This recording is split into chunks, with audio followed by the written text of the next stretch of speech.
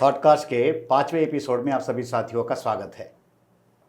आज हम लोग भारत की राजनीति के भ्रष्टाचार के ऊपर की बात करेंगे। दुनिया भर के राजनीति में भ्रष्टाचार एक बहुत बड़ा मुद्दा बना हुआ है और दुनिया भर की साधारण जनता कोई भी सरकार जब चुनती है तो उसकी एक उम्मीद होती है कि उसे भ्रष्टाचार से थोड़ी बहुत राहत मिलेगी और बगैर पैसे के, बगैर रिश्वत के उसके काम होना शुरू होंगे। भारत की भी राजनीति इस बात का अपवाद नहीं है। साधारण जनता भ्रष्टाचार से बहुत ज़्यादा पीड़ित है। रिश्वत दिए बगैर उसकी किसी भी बात को आगे नहीं बढ़ाया जाता। तो क्या है भारत के भ्रष्टाचार का और राजनीति का संबंध, और किस तरीके से भारत की राजनीति का एक अभिन्न हिस्सा बना हुआ है भ्रष्टाचार, इसकी बात हम लोग करेंगे आज के थॉटकास्ट के एपिसोड में। और ये बात करने के लिए, ये चर्चा करने के लिए हमारे साथ MNTV के मुख्य संपादक कुमार काले सर है। उनसे हम करप्शन की बात करेंगे। भारत में करप्शन किस प्रकार से पनप रहा है, किस प्रकार से बढ़ रहा है और करप्शन के क्या कुछ मायने हैं। स्वागत है काले सर MNTV के एक शुक्रिया थॉटकास्ट के 5वें एपिसोड में। और 5वें एपिसोड का विषय जैसे आपने भी बताया, मैंने भी बताया कि करप्शन है। ये करप्शन, इस विषय पर चर्चा करने का अवसर हमें ट्रांसपेरेंसी इंटरनेशनल, ये जो संस्था है, उनके द्वारा ये प्राप्त हुआ है। उन्होंने करप्शन परसेप्शन इंडेक्स, इसका एक रिपोर्ट पब्लिश किया है और उस रिपोर्ट में भारत का जो स्थान है वो 86वां है। क्या कहेंगे आप इस रिपोर्ट पर?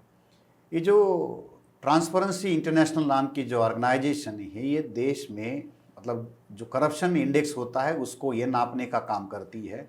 ये बहुत जानी मानी संस्था है और दुनिया के 100 से भी ज़्यादा अलग अलग देशों में इसके ऑफिसेस काम करते हैं और वो एक बहुत बड़ी क्रेडिबल इंस्टीट्यूट इसको माना जाता है। और उन्होंने दुनिया से करप्शन, खास तौर पर राजनीति, जो प्रशासन जो है, उससे करप्शन हटाया जाए ताकि लोगों को एक साफ सुथरी ज़िंदगी जीने का मौका मिले, इसके लिए ये संस्था काम करती है। और दुनिया के लगभग 180 देशों के अंदर करप्शन इंडेक्स को ये आइडेंटिफाई करने का काम करती है और उसके आधार पर उस करप्शन को, उस देश के अंदर किस तरीके से करप्शन चलता है, उसका एक इंडेक्स बनाता है। और यानी 180 देशों का ये इंडेक्स है। उसके करप्शन के उन्होंने स्कोर रखे हुए हैं, मतलब 0 से लेके 100 तक उन्होंने स्कोर दिए हुए हैं। जब 0 का लेवल का जो स्कोर होगा तो वहाँ करप्शन का कोई मामला नहीं होगा, और जैसे जैसे ये स्कोर बढ़ता जाएगा वैसे वैसे करप्शन का जो मामला है वो आगे बढ़ता जाएगा। तो इस हिसाब से वो करप्शन इंडेक्स बनाते हैं, उसके स्कोर के हिसाब से उस देश को वो रैंक देते हैं।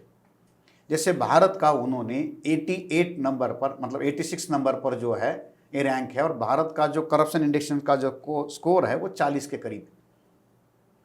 अब पिछले 25 सालों से, 1995 से ये ट्रांसपेरेंसी इंटरनेशनल जो ऑर्गेनाइजेशन है दुनिया भर के देशों के अंदर की करप्शन को मॉनिटर करने का या उसके स्तर को नापने का काम करते हैं। खासतौर पर आपको याद होगा, जब से ये इकोनॉमिक पॉलिसी में बदलाव हुए और एक लिबरलाइजेशन की पॉलिसी दुनिया भर में अपनाई गई, भारत ने अपना मार्केट खोला कर दिया, उसके बाद से ये सारी चीज़ें दुनिया भर में आई हुई है। भारत भी इसमें शामिल है, तो स्वाभाविक है भारत का भी उन्होंने ये रिकॉर्ड जो है मेंटेन किया है।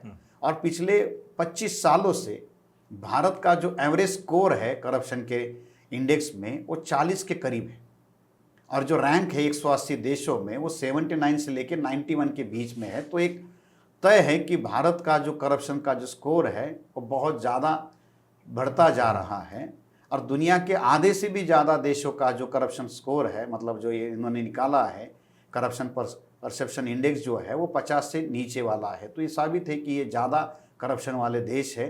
अब भारत जैसे इतने बड़े लोकतंत्र में जहाँ इतना बड़ा बजट रखा जाता है, इतनी बड़ी GDP भारत की है, तो उसमें करप्शन के और ज़्यादा पॉसिबिलिटीज़ हैं। जी।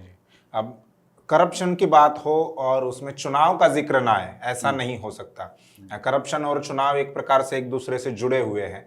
राजनीतिक जो विपक्ष है वो भी सत्ताधारी जो पार्टी है उस पर करप्शन को लेकर आरोप करते हैं। 2011-12 को हमने देखा कि अन्ना हजारे का एक आंदोलन वो करप्शन को लेकर, जी, उसका नाम ही उन्होंने लिखा था, इंडिया अगेंस्ट करप्शन नाम था। इंडिया अगेंस्ट करप्शन लिखा था। हालांकि वो आंदोलन जाति आधारित जनगणना के मुद्दे को दबाने के लिए था, लेकिन उस वक्त का एक माहौल बनाया गया था कि भारत करप्शन के विरोध में है और कांग्रेस को टारगेट किया जा रहा था। इस आंदोलन पर सवार होकर बीजेपी सत्ता में आई, ऐसा भी कहा जाता है। तो चुनाव और जो करप्शन है इसका किस प्रकार से संबंध है?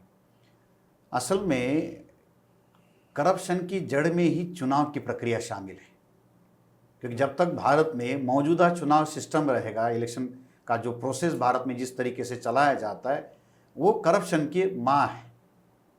क्योंकि भारत में दुनिया के सबसे महंगे चुनाव होते हैं, अमेरिका के बाद में शायद सबसे ज़्यादा चुनावी कैंपेन के लिए जो खर्चा होता है वो भारत में होता है। पिछले लोकसभा के चुनाव का अलग अलग संस्थाओं के द्वारा जो रिपोर्ट आया है तो उसमें मैक्सिमम 60,000 करोड़ तक का आंकड़ा आया।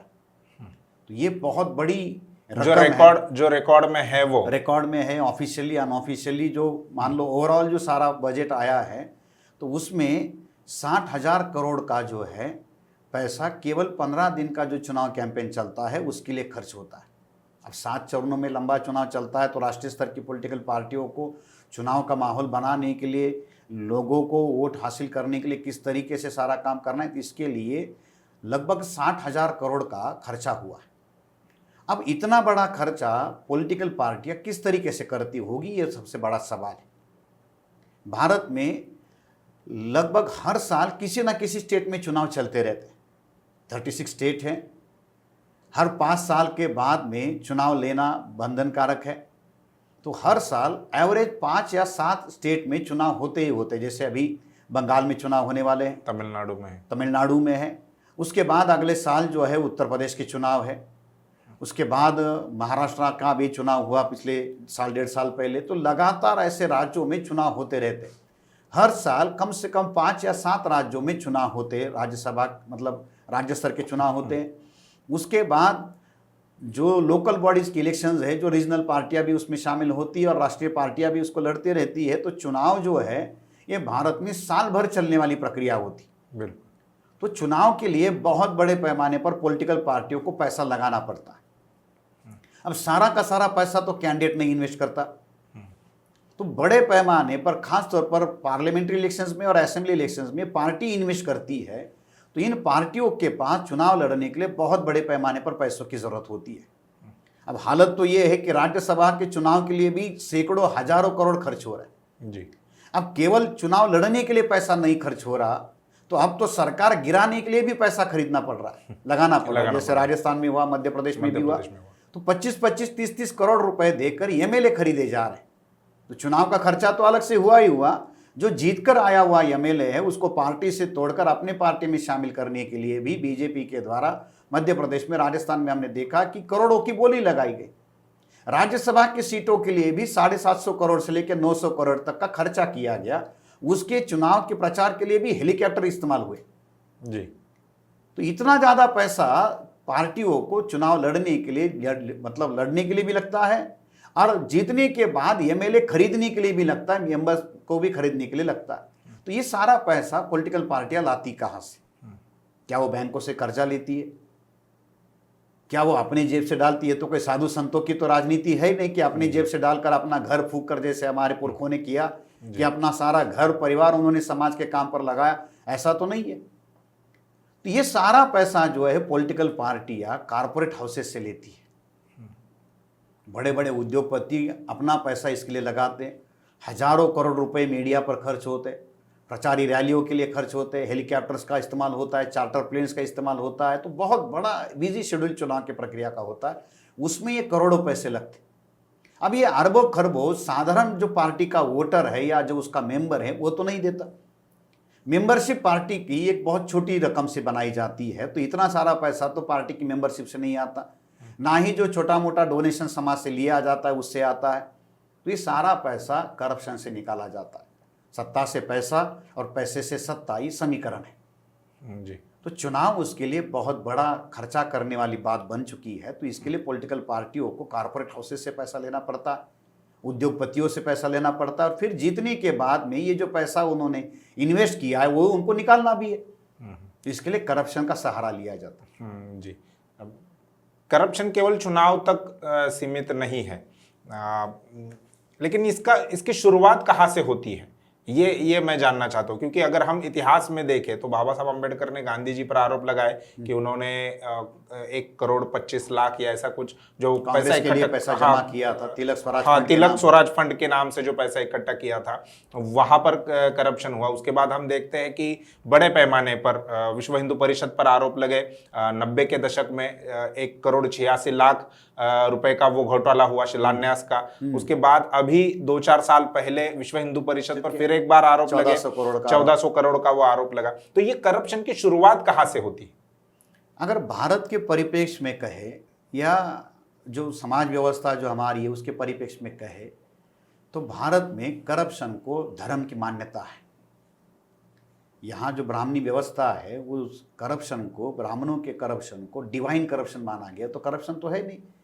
तो ब्राह्मण जो है वो तो दक्षिणा लेता है, आपसे दान लेता है, और वो भी भगवान के नाम पर लेता है। तो यहाँ तो करप्शन की एक खुली छूट है। अभी कुंभ मेला लगा हुआ है, आस्था की डुबकी लगाई जा रही है। तो आपको यहाँ के पंडितों ने एक व्यवस्था, एक खुली ऑफर दी है कि साल भर पाप करो जी, खुली छूट है, जितना चाहे आप पाप करो, और एक बार गंगा नहा के आओ, उसमें डुबकी लगाओ, थोड़ा दान दक्षिणा करो, पंडितों को पंडों को दान दो, तो आपका साल भर का जो पाप है हम लोग उसको क्लीन चिट दे देंगे कि भाई अब आपके सारे पाप धुल गए। तब तो जेल की जरूरत ही नहीं होनी चाहिए थी, न्यायालय की जरूरत नहीं होनी चाहिए। यहाँ तो धर्मों ने ये व्यवस्था करके रखी हुई है, यहाँ के पंडितों ने ये व्यवस्था करके रखी हुई है कि भगवान को भी रिश्वत दी जाती है। तो यहाँ तो पंडित जो है, जो पंडा है, वो भगवान के नाम पर आपसे पैसा लेता है, और ये तो करप्शन खुलेआम है। यहाँ भगवान की मान्यता है? भगवान की मान्यता नहीं है, पंडितों ने वो मान्यता का व्यवस्था खड़ा किया है कि भगवान को भी रिश्वत देनी पड़ेगी। आपको कहानियों में याद होगा कि कृष्ण को मिलने के लिए सुदामा आता है। तो कृष्ण तो राजा है, अब राजा से काम लेना है तो खाली हाथ कैसे जाए। तो जो सुदामा जो है वो पोहा लेकर उसको जाता है। तो रिश्वत की जो शुरुआत हम ये कह सकते हैं कि यहाँ से हम लोग ये कहे कि भाई ये करप्शन का पहला मामला हम ये कहें कि भाई यहाँ से शुरू हुआ कि खाली हाथ किसी के पास नहीं जा सकते, उससे अगर कुछ लेना है तो पहले देना होगा। तो ये जो सुदामा का जो मामला खड़ा है ये सारे जगह पर आपको लागू होगा। भगवान की बगैर दक्षिणा की किसी की नहीं सुनती।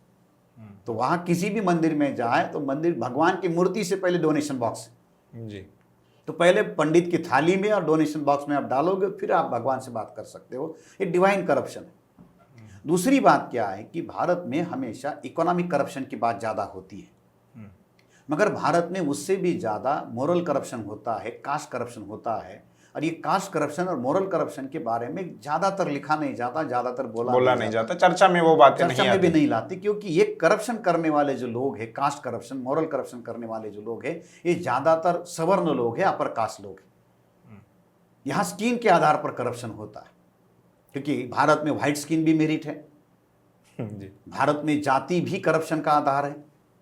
मान लो एक सिंगल पोस्ट है और दोनों कैंडिडेट पैसा देने के लिए तैयार है, मेरिट भी है, उसके बाद भी पैसा देने के लिए राजी है, तो उस समय पैसे से भी ज़्यादा जाति मायने रखती है। जैसे सुप्रीम कोर्ट में हमने देखा, हाई कोर्ट में हमने देखा कि जो पोस्टिंग हो रही है, लैटरल एंट्री में भी जो लिया जा रहा है वो किस आधार पर लिया जा रहा है, वो कौन सा करप्शन है। सुप्रीम कोर्ट में तो कोई पैसा देकर जज तो नहीं रिक्रूट हो रहे। हाई कोर्ट, सुप्रीम कोर्ट में जो कॉलेजियम सिस्टम के द्वारा जो जजेस लिए जा रहे हैं, तो उसमें तो खुले तौर पर जो पैसे का मामला तो सामने नहीं आया। तो फिर वहाँ जो सिलेक्शन करते समय कॉलेजियम सिस्टम में क्या, किस आधार पर करप्शन हो रहा है? ये तो कास्ट करप्शन है, मोरल करप्शन है।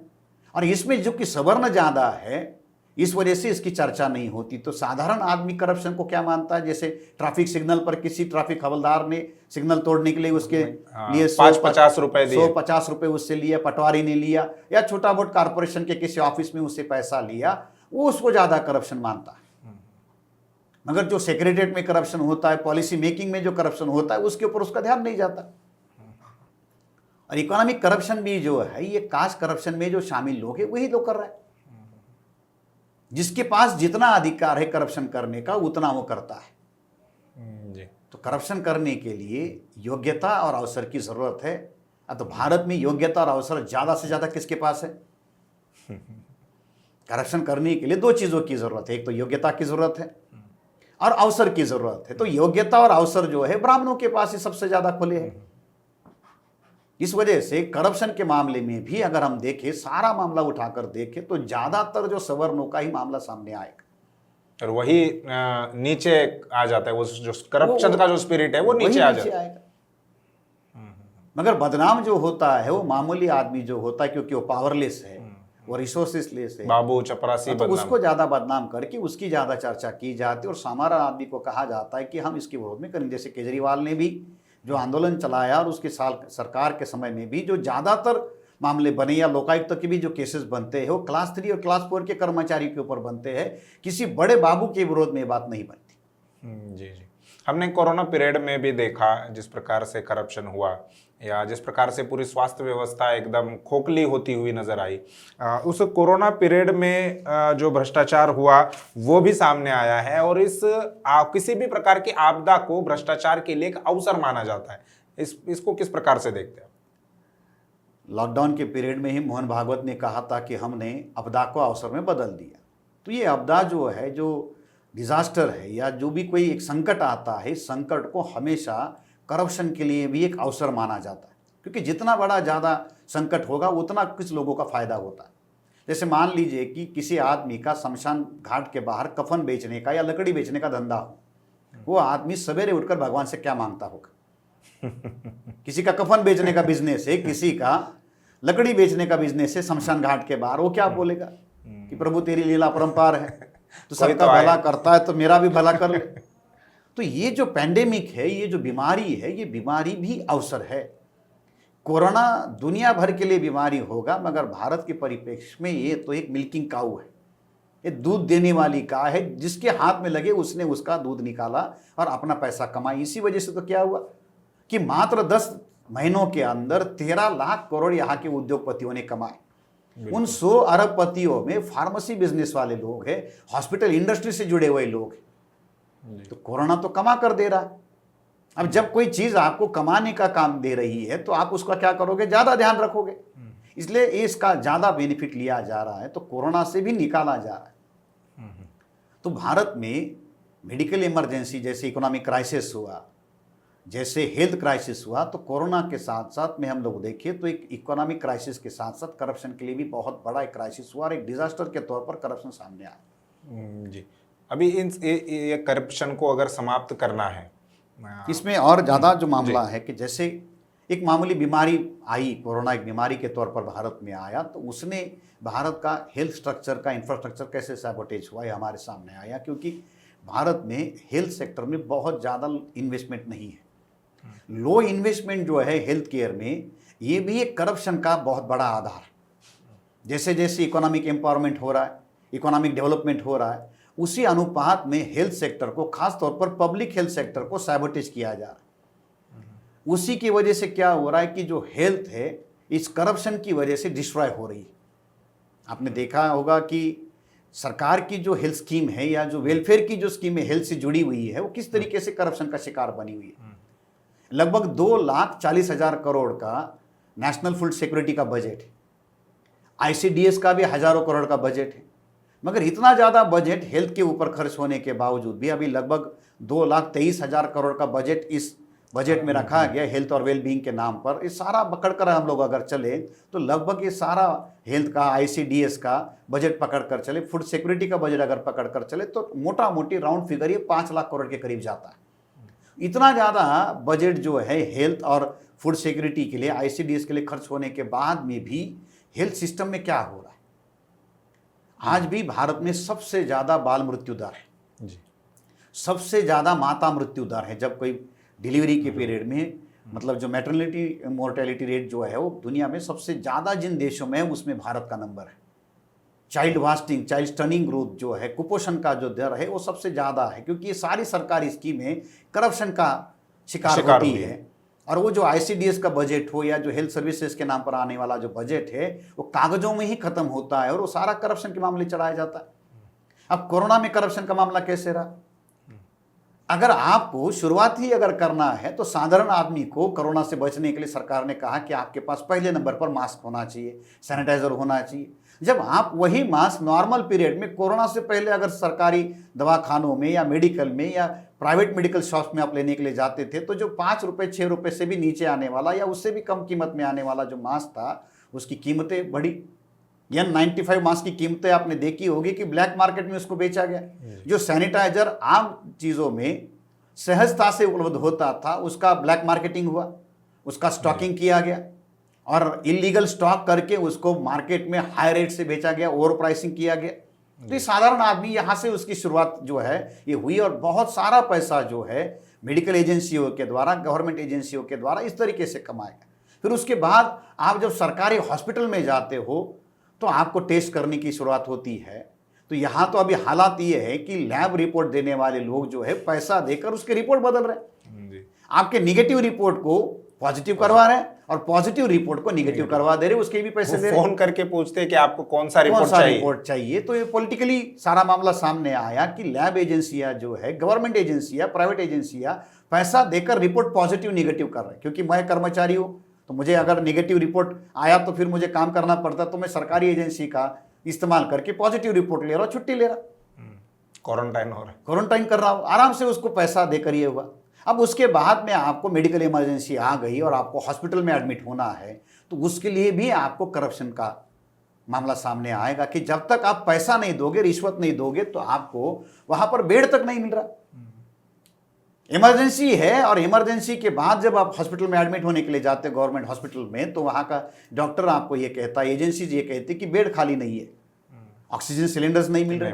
बिहार में तो हमने देखा कि मजदूर कंधों पर ऑक्सीजन सिलेंडर लेकर घूम रहे, पैसे नहीं दिए तो इसके लिए वो जो मरीज मर गया उसके हाथों की सोने की अंगूठियां तक निकाली गई। ऐसे भी वीडियोस हमारे सामने, ऐसे भी केसेस हमारे सामने आए। तो वहां हॉस्पिटल में एडमिट होने के लिए आपको पैसा देना पड़ा, आईसीयू में भर्ती होना है उसके लिए अलग से पैसा देना पड़ा, वेंटिलेटर्स लेने के लिए आपको अलग से पैसा देना पड़ा। तो यहां से ये सारा करप्शन सामने आता है कि साधारण आदमी को पैसा देकर उसमें एडमिट होना पड़ा और उसको वो सारी सुविधा लेनी पड़ी। तो पैसा तो यहाँ करप्शन का गया। जहाँ एक प्रकार से होटल में हम लोग लॉजिंग करते हैं तो वहाँ पर एक ये होता है कि आपको एसी चाहिए, नॉन एसी चाहिए, डबल बेड चाहिए। तो इस प्रकार से अस्पतालों ने अपने पैकेज डिसाइड किए थे। तो प्राइवेट वालों ने तो उसका बाकायदा पैसा कमाया। मगर मैं जो करप्शन का मामला आपके कह रहा हूँ, गवर्नमेंट एजेंसियों का जहाँ तो फ्री एक्सेस है, जी, वहां भी आपकी पहचान होनी चाहिए।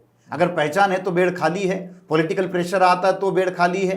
एक आम नागरिक की तरह आप जाते हो, आम शहरी की तरह आप जब जाते हो एक कॉमन लेमैन के तौर पर, तो आपको वहां गेट से हटाया जाता है कि नहीं यहाँ कोई खाली नहीं है। जी। अब करप्शन की वजह से क्या होता है, एक तो पहले ही भारत का पब्लिक हेल्थ सिस्टम पूरी तरह से एक हम लोग ये कह सकते हैं कि एक लाचार स्थिति में है। अब उस पर अगर ये करप्शन का मामला खड़ा हो और उस समय में अगर आपके पास ऐसी कोई आपदा आती है तो उस आपदा में इस मामूली बीमारी का भी असर ज़्यादा बढ़ता है। बिल्कुल, क्योंकि इमरजेंसी में आपके पास पीडी जो है उस समय सबसे ज़्यादा तेज़ी से आपको राहत देनी होती है और जब वो राहत देने का समय होता है उसी समय में अगर करप्शन उसमें शामिल हो तो क्या होगा। तो बड़े पैमाने पर जो कोरोना का ग्रोथ रेट बढ़ा या जो डेथ टोल जो बढ़ा, इसमें करप्शन भी एक बड़ा कारण रहा है। क्योंकि कॉमन आदमी को कोई भी हेल्थ सिस्टम इस पीरियड में उसका इजी एक्सेस नहीं मिला, इस वजह से वो सारा उसका शिकार होते रहे। तो काफ़ी सारी जगह पर इसमें ये मामला बना। आपको गवर्नमेंट एजेंसी में भी देखोगे तो जिसकी रसूख है, जिसकी पहचान है, उसको एक्सेस है। तो कॉमन आदमी केस पेपर लेकर घूमते बैठता, उसकी कोई सुनवाई तक नहीं होती। बहुत से ऐसे स्कीम्स है, सरकार घोषित तो करती है, उसके लिए पैसा भी देती है, लेकिन वो सारी स्कीमें जो आम जनता है उस तक नहीं पहुंचती, जिसका कारण बीच में जो करप्शन होता है वो है। राजीव गांधी ने मुझे जितना याद है कि कहा था कि 100 पैसे देते हैं तो 15 पैसे ही नीचे पहुंचते हैं, 85 पैसे जो है वो करप्शन के द्वारा गायब हो जाते हैं। तो ये करप्शन भी इस प्रकार से काम करता है। भारत में 4 तरह के जो सी है उसके बारे में हमको जानने की ज़रूरत है। करप्शन को पैदा करने वाले लोग कौन हैं? तो वो जो कांग्रेस, कम्युनिस्ट और कम्युनलिस्ट और करप्शनिस्ट, ये जो है ये 4 सी है। तो कांग्रेस ने करप्शन को पैदा किया, कम्युनलिज्म ने कम्युनिस्टों का मतलब करप्शन को पैदा किया, और कम्युनिस्टों ने भी करप्शन को पैदा किया। तो जिनके हाथ में पावर है, जो हम लोग कहते हैं हमेशा कि power corrupts, absolute power absolute corrupts. तो भारत में पहले ही सांसदीय चुनाव से लेकर आज तक जितने भी 17 पार्लियामेंट्री चुनाव हुए, उन सारे चुनावों को अगर आप देखेंगे तो पैसा पानी की तरह बहाया गया।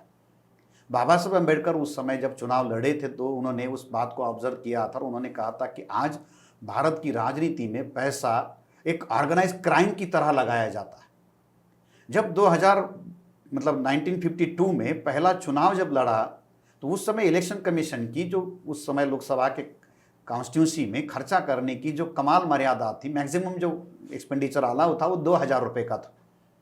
उस समय जब मैक्सिमम खर्चा करने के लिए 2000 रुपये की ही अनुमति थी, उस समय जवाहरलाल नेहरू ने, जो कैंडिडेट जवाहरलाल नेहरू ने बाबा साहब के विरोध में खड़ा किया था काजोलकर को चुनाव लड़ने के लिए, वो भी बाबा साहब अम्बेडकर की ही पार्टी का कार्यकर्ता, उनका ही अनुयायी, उनके ही संगठन का जनरल सेक्रेटरी रहे हुए आदमी को बाबा साहब के विरोध में खड़ा किया। और ना केवल उसको खड़ा किया, तो उसको चुनाव लड़ने के लिए नेहरू के द्वारा 25,000 रुपये उस समय दिए गए। ये बात भी काजोलकर ने बाबा साहब को जाकर कही कि मैं लड़ना नहीं चाहता था, मगर नेहरू ने इतना इतना पैसा दिया। अब जब 2000 रुपये चुनाव आयोग ने मर्यादा दी थी, उस समय नेहरू ने 25,000 रुपये उसको दिया। मतलब आप अंदाजा लगा लीजिए कि 13 टाइम्स ज्यादा जो है ये पैसा नेहरू ने बाबा साहब के विरोध में लगा। अब जब नेहरू खुद बाबा साहब अम्बेडकर के विरोध में इतना पैसा लगा रहे, तो आपने लिए और अपनी पार्टी के चुनाव के लिए कैसे दिया? तो ये जो करप्शन का जो सी है, ये कांग्रेस से आया हुआ। कांग्रेस में भी सी शामिल है, कम्युनलिस्ट जो आज सत्ता में है आरएसएस वाले, उसमें भी शामिल है, और कम्युनिस्टों ने भी इस तरीके से इसका इस्तेमाल किया। तो ये तब से लेकर चालू है। अब भारत में क्या है, देखिए, सी करप्शन में भी शामिल है, करोड़पति में भी सी शामिल है। तो ये जो सारे सी जो है, ये किस तरीके से काम करते हैं? भारत की संसद की बड़ी विशेषता है, आज भारत की संसद में 475 से ज्यादा ऐसे मेंबर ऑफ पार्लियामेंट है जो करोड़पति है, और एवरेज उनकी जो संपत्ति है, जो नेटवर्थ है, जो एवरेज नेटवर्थ है, जो लगभग 21 करोड़ के करीब की है। और बचे हुए जो लोग हैं, जैसे 88% जो लोग हैं, ये करोड़पति है। अब बचे हुए 12 जो है, ये भी कागज पर गरीब है। भारत में गरीब जो है वो कागज पर गरीब है। जो चुनाव लड़ने वाले जो लोग 12% बचे हुए हैं, वो भी कैसे है? कागज पर गरीब है। जैसे नरेंद्र मोदी फकीर है, तो 8-8 लाख का सूट पहनने वाला भी फकीर है, मशरूम खाने वाला, हवाई जहाजों में घूमने वाला भी फकीर है। तो नरेंद्र मोदी की फकीरी तो हमने देखी है कि ऐसी फकीरी तो हर फकीर को मिलनी चाहिए। अगर इतनी गरीबी में आदमी रहता है तो ऐसी गरीबी सबको भगवान दे। तो 475 से ज्यादा जो मेंबर ऑफ पार्लियामेंट है, ये करोड़पति है। राज्यसभा में भी आप जाकर देखोगे तो 203 से ज्यादा के ऐसे करोड़पति है जो राज्यसभा के सांसद है, और वो करोड़पति है। राज्यसभा की जो नेटवर्थ जो है, ये तो लगभग 60 करोड़ के करीब की है। अब जिस देश के 80% से ज्यादा के सांसद करोड़पति हो, उसकी संसद करोड़पतियों से भरी है, और उस देश की 2/3 आबादी 78% से ज्यादा आबादी जो है, एक गरीबी रेखा के नीचे है। तो गरीब देश की अमीर पार्लियामेंट है। देश गरीब है, मगर देश चलाने वाले जो लोग हैं ये गरीब नहीं है। ये दावा करते हैं कि हम लोग गरीबों के प्रतिनिधि हैं, मगर गरीब नहीं। इंदिरा गांधी ने गरीबी हटाओ का नारा लगाया था, गरीब हटते गए मगर गरीबी नहीं हटी। तो ये करोड़पति लोग गरीब भुखमरी की कगार पर आ गए, उससे भी नीचे आ गए। बच्चे बेच रहे। इस कोरोना के पीरियड में माँ बाप उन्हें अपने बच्चों को संभालने के लिए, बचे हुए बच्चों को संभालने के लिए अपने बच्चों को बेच दिया। महिलाएं बेची जाती है। उस पीरियड में जब ये संसद चल रही थी, या अभी भी जो संसद है, करोड़पतियों से भरी है। देश गरीब है, देश की जनता गरीब है, मगर पार्लियामेंट दुनिया के अमीरों से भरी पड़ी हुई है। कमलनाथ जो मध्य प्रदेश से बीजेपी मतलब कांग्रेस के मुख्यमंत्री रहे, उनका बेटा छिंदवाड़ा कॉन्स्टिट्यूंसी से चुनाव लड़ा, सिटिंग एमपी है, और सबसे ज़्यादा प्रॉपर्टी उन्होंने घोषित की। 660 करोड़ की जो प्रॉपर्टी कमलनाथ के बेटे की है। अब कमलनाथ की बेटी की प्रॉपर्टी इतनी है तो कमलनाथ की अलग होगी। तो ये करोड़पतियों की संसद है। अब जब करोड़पतियों की संसद होगी तो वो किसकी सुनवाई करेगी? शुरू से सारा कारवा चलते रहा है। अब चुनाव में बहुत बड़े पैमाने पर पैसा खर्च होता है। चुनाव आयोग इस पर पाबंदी लगाने की बात कहता रहता है, उसको कंट्रोल करने की बात कहता है, मगर चुनाव आयोग की तरफ से ऐसी कोई बात नहीं की जाती। अब भारत में लोकसभा का चुनाव लड़ने के लिए अभी जो सारी मर्यादा चुनाव आयोग के द्वारा है, एक कॉन्स्टिट्यूंसी में, लोकसभा की कॉन्स्टिट्यूंसी में आप मैक्सिमम एक्सपेंडिचर जो है 70 लाख का कर सकते, मगर on an average in reality वो 5 करोड़ से ज़्यादा है। 5 करोड़ से लेकर 300 करोड़ तक का खर्चा हमारे नोटिस में है कि एक एक कॉन्स्टिट्यूंसी के लिए एवरेजली 5 करोड़ से लेकर 300 करोड़ तक का जहाँ हाई, मतलब जो ज़्यादा हाई प्रोफाइल कॉन्स्टिट्यूंसी है या कुछ एक जगह पर 300 करोड़ से ज़्यादा तक का खर्चा हुआ। बाई इलेक्शंस में भी इससे ज़्यादा खर्चा हुआ है, वो भी हमारे सामने। अब इतना ज़्यादा पैसा चुनाव में लगाया जाता है।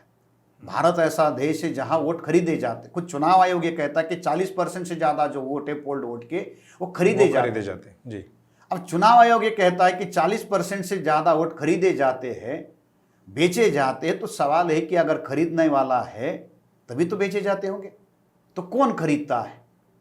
वोट बेचे जाते हैं इस बात की ज़्यादा चर्चा होती कि गरीब आदमी पैसा लेकर वोट बेचता है, मगर खरीदता कौन है उसको? तो खरीदने वाले पार्टियां वाले लोग हैं। कसाई भी बकरा क्यों काटता है? जब उसको खाने वाले हैं। कोई बेचने वाला है, इसीलिए तो लोग अपना वोट बेच रहे हैं, दे रहे, लोग पैसा दे रहे, इसी वजह से तो उसको मजबूर किया जा रहा है। उसकी गरीबी को इतना बढ़ाया जाता है कि वो आदमी सोचता है कि चलो जो मिलता है वो ले लो, क्योंकि इसके बाद ये कुछ देने वाले 5 साल तो कुछ मिलने वाला नहीं है। तो इतना ज़्यादा पैसा है कि वो लोग पैसा चुनाव में पानी की तरह बहाते। केवल पैसा ही नहीं बहाया जाता, दारू बहाई जाती, शराब बहाया जाता है, ड्रग्स, नारकोटिक्स लोगों को दिया जाता है। तो नशे में रखकर, शराब पिलाकर, मीट मुर्गा पैसा खिलाकर लोगों को वोट लिए जाते।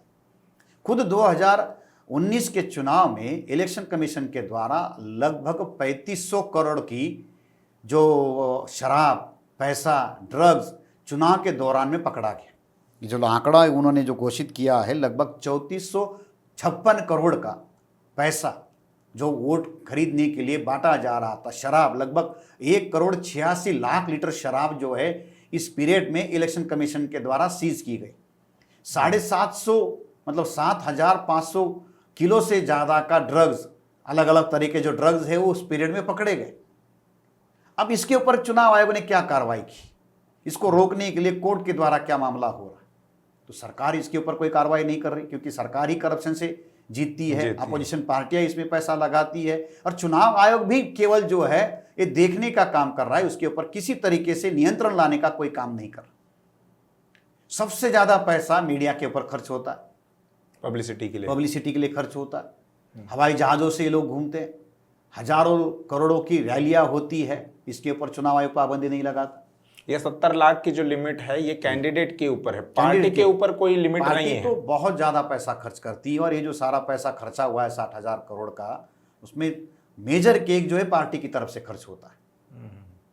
अब तो चुनाव आयोग ने या भारत की इन पार्टियों ने एक व्यवस्था बनाई कि इलेक्ट्रल बॉन्ड बनाए जाए जी। सिस्टम क्या है कि पार्टी चंदा कलेक्ट करती है, तो उन्होंने उसमें से बचने का रास्ता क्या निकाला है कि 20,000 रुपये से नीचे वाला अगर कोई डोनेशन देता है तो उसके नाम बताने की ज़रूरत नहीं है। तो पार्टियां क्या करती है कि जितना फंड उनके पास आता है उसको 20,000 के नीचे से दिखाकर उस पैसे को छुपाने का काम करती, कि जो उनके सोर्सेस है उसको डिस्क्लोज नहीं करती। तो मेजर जो डोनेशन वो दिखाते हैं वो 20,000 से नीचे वाले दिखाते। वैसे पॉलिटिकल पार्टियों के फंड के सोर्सेस को आरटीआई के दायरे में लाकर रखना चाहिए, उसके लिए बहुत बड़ी बात हुई है, मगर पॉलिटिकल पार्टियां इसके लिए खुलकर बात नहीं करती। उन्होंने अपने अंदर ये ट्रांसपेरेंसी लाने की बात होनी चाहिए, मगर वो नहीं करती जी। दूसरी, अब ये जो इलेक्ट्रल बॉन्ड का जो सिस्टम खड़ा हुआ है, ये तो करप्शन का एक बड़ा लीगलाइज स्तर बना के रखा हुआ है। पिछले 3 सालों में लगभग 12,924 इलेक्ट्रल बॉन्ड जो है ये जनवरी 2021 तक बेचे गए। सरकारी बैंक के द्वारा इलेक्ट्रल बॉन्ड आप खरीद सकते हैं, उसमें भी केवल एक ही बैंक को ये अधिकार दिया गया, एसबीआई को। और इस एसबीआई के द्वारा 3 सालों में लगभग 6,534 करोड़ के इलेक्ट्रल बॉन्ड जो है लोगों ने खरीदे और अपनी पसंदीदा पार्टी को उन्होंने दिए। अब चुनाव से पहले का अगर हम रिकॉर्ड देखें तो जितने भी इलेक्ट्रल बॉन्ड खरीदे गए उसमें से लगभग 95% के जो इलेक्ट्रल बॉन्ड है वो रूलिंग पार्टी यानी बीजेपी को दिए गए। तो इलेक्ट्रल बॉन्ड का भी एक बहुत बड़ा मामला करप्शन के लिए भी सामने आएगा और एक खुली छूट रहेगी, क्योंकि ये डिस्क्लोज नहीं होंगे जी, उनके नाम सामने नहीं आएंगे। अभी पीएम केयर के फंड में जितना पैसा आता है सब पीएम जी वो कहते हैं कि हम किसी को हिसाब नहीं देंगे, आरटीआई के दायरे से इसको बाहर रखा जा रहा है। फिर आप जनता से पैसा ले रहे हो, जनता के नाम पर ले रहे हो, तो फिर जनता के लिए लिया है, जनता के नाम के लिए लिया है, तो उस पर आप डिस्क्लोज क्यों नहीं करते?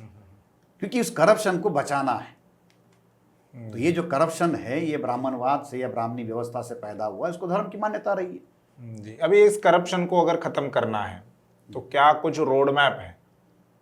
देखिए, जब तक करप्ट इलेक्शन से प्रतिनिधि चुनकर जाते रहेंगे और मौजूदा इलेक्शन सिस्टम जब तक रहेगा, तब तक भारत में कोई भी आम आदमी जो है वो सही तरीके से चुनाव लड़ नहीं पाएगा। जीतने की दूर की बात। बिल्कुल। तो स्ट्रक्चरल चेंज जो है ये इलेक्शन सिस्टम में होने की ज़रूरत है। एक free fair and transparent election की जो बात केवल कानून में है या जो शब्दों में है या प्रचार प्रसार में, उसको वास्तविकता में लाने के लिए बहुत सारी चीज़ों की ज़रूरत है। इलेक्शंस के खर्चे को नियंत्रित करने की ज़रूरत है, उसको बेहतरीन तरीके से कैसे किया जा सकता है, प्रेस को कैसे फ्री किया जा सकता है, मीडिया के ऊपर कैसे सेंसरशिप लगाई जा सकती है, इन सारी बातों को बहुत ज़्यादा चीज़ों की ज़रूरत है। दूसरी बात जो है, करप्शन जो है एक सोसाइटी की वैल्यू बन चुकी है।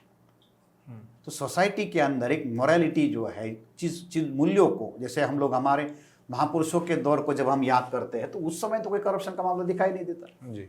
जब करप्शन करने वाले को सजा मिलने की बजाय उसको पुरस्कार दिया जाता हो, उसको मान्यता दी जाती हो, तो उसको क्या होगा? तो यहाँ तो करप्शन करने वाले लोगों को राज्यसभा का मेंबर बनाया जाता है। विजय मल्ल्या राज्यसभा का मेंबर बना। करप्शन करने वालों को पद्मश्री पद्म भूषण दिया जाता है, भारत रत्न दिया जाता। तेंदुलकर टैक्स बचाने के लिए, एडवर्टाइजमेंट करके पैसा कमाने के लिए, वो क्रिकेटर से एडवर्टाइजमेंट का नाम बताता है। तो जहाँ लोग छोटी छोटी चीज़ों के लिए इतना सारा करते होंगे, वो लोग कैसे कानून बनाते होंगे?